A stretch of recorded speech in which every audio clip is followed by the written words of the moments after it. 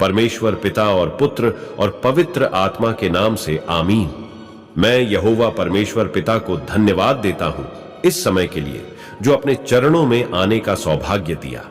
आइए हम आज बाइबल अध्ययन माला में आगे बढ़ते हुए देखेंगे उत्पत्ति अध्याय 18।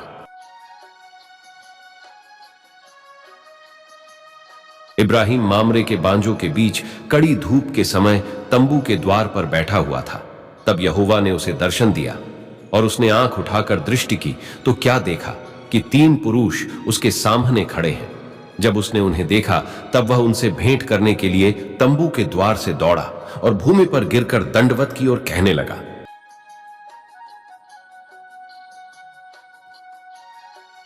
हे प्रभु, यदि मुझ पर तेरी अनुग्रह की दृष्टि है तो मैं विनती करता हूं कि अपने दास के पास से चले न जाना।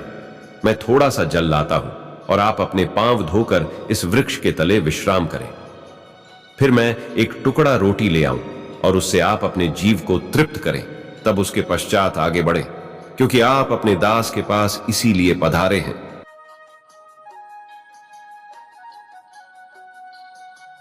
उन्होंने कहा, जैसा तू कहता है वैसा ही कर। सो इब्राहिम ने तंबू में सारा के पास फुर्ती से जाकर कहा, 3 सा मैदा फुर्ती से गूंद और फुलके बना। फिर इब्राहिम गाय बैल के झुंड में दौड़ा और एक कोमल और अच्छा बछड़ा लेकर अपने सेवक को दिया और उसने फुर्ती से उसको पकाया। तब उसने मक्खन और दूध और वह बछड़ा जो उसने पकवाया था लेकर उनके आगे परोस दिया।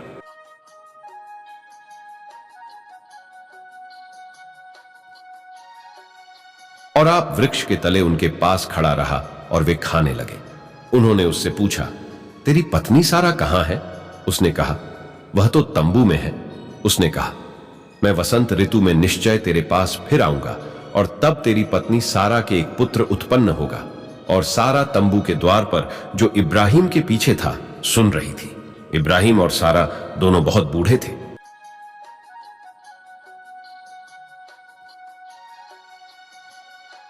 और सारा का स्त्री धर्म बंद हो गया था।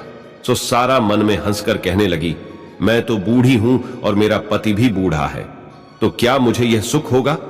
तब यहोवा ने इब्राहिम से कहा, सारा यह कहकर क्यों हंसी कि क्या मेरे जो ऐसी बुढ़िया हो गई हूं सचमुच एक पुत्र उत्पन्न होगा? क्या यहोवा के लिए कोई काम कठिन है? नियत समय में अर्थात वसंत ऋतु में मैं तेरे पास फिर आऊंगा।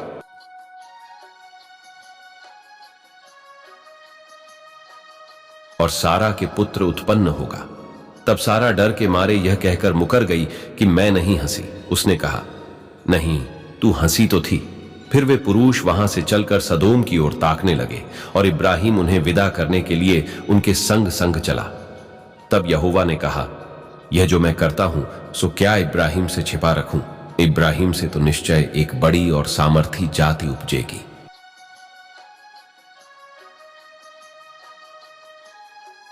और पृथ्वी की सारी जातियां उसके द्वारा आशीष पाएंगी, क्योंकि मैं जानता हूं कि वह अपने पुत्रों और परिवार को जो उसके पीछे रह जाएंगे आज्ञा देगा कि वे यहोवा के मार्ग में अटल बने रहें और धर्म और न्याय करते रहें, इसलिए कि जो कुछ यहोवा ने इब्राहिम के विषय में कहा है उसे पूरा करें।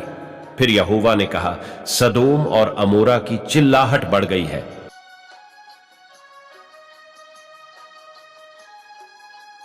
और उनका पाप बहुत भारी हो गया है, इसलिए मैं उतर कर देखूंगा कि उसकी जैसी चिल्लाहट मेरे कान तक पहुंची है, उन्होंने ठीक वैसा ही काम किया है कि नहीं, और न किया हो तो मैं उसे जान लूंगा। सो वे पुरुष वहां से मुड़ के सदोम की ओर जाने लगे, पर इब्राहिम यहोवा के आगे खड़ा रह गया। तब इब्राहिम उसके समीप जाकर कहने लगा, क्या सचमुच दुष्ट के संग धर्मी को भी नाश करेगा? कदाचित उस नगर में 50 धर्मी हों, तो क्या तू सचमुच उस स्थान को नाश करेगा और उन 50 धर्मियों के कारण जो उसमें हो न छोड़ेगा? इस प्रकार का काम करना तुझसे दूर रहे कि दुष्ट के संग धर्मी को भी मार डाले और धर्मी और दुष्ट दोनों की एक ही दशा हो, यह तुझसे दूर रहे। क्या सारी पृथ्वी का न्याय न करे? यहोवा ने कहा, यदि मुझे सदोम में 50 धर्मी मिले तो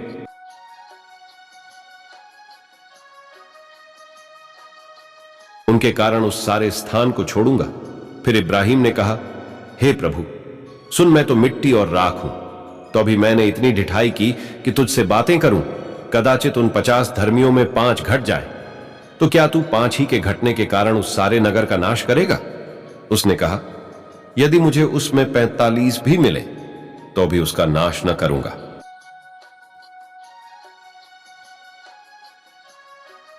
फिर उसने उससे यह भी कहा, कदाचित वहां 40 मिले। उसने कहा, तो मैं 40 के कारण भी ऐसा करूंगा। फिर उसने कहा, हे प्रभु, क्रोध न कर, तो मैं कुछ और कहूं, कदाचित वहां 30 मिले। उसने कहा, यदि मुझे वहां 30 भी मिले तो भी ऐसा न करूंगा। फिर उसने कहा, हे प्रभु सुन, मैंने इतनी ढिठाई तो की है कि तुझसे बातें करूं।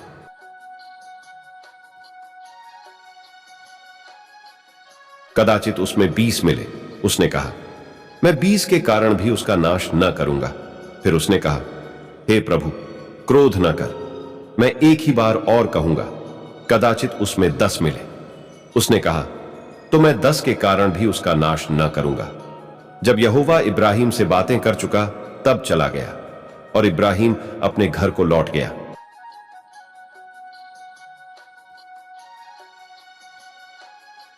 धन्यवाद यहोवा परमेश्वर आप सबों को आशीष देवे। आमीन।